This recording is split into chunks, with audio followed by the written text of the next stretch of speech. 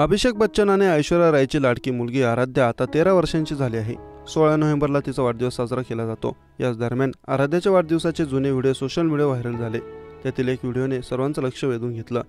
आराध्याने अद्याप फिल्म इंडस्ट्रीमध्ये पदार्पण केलं नसलं तरी मोठ्या संख्येने तिचे फॅन ग्रुप्स आहेत। तिचा समावेश बॉलिवूडच्या लोकप्रिय स्टार किड्समध्ये होतो। अशातच तिचे अनेक व्हिडिओ अशा फॅन पेजवर व्हायरल असतात। अशाच एका व्हिडिओने सध्या नेटकऱ्यांचं लक्ष वेधून घेतलं आहे।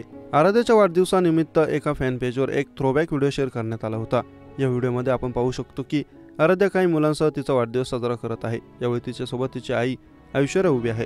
तिच्या बाजूला जया बच्चन उभे आहेत। अमिताभ बच्चन हे यावेळी या व्हिडिओमध्ये दिसत नाही आहेत। या व्हिडिओमध्ये आपण पाहू शकतो की आराध्याच्या बर्थडे पार्टीमध्ये अभिषेक बच्चन लांब उभा आहे। यावेळी आराध्याची आत्या श्वेता नंदा आणि अगत्सही दिसत नाही।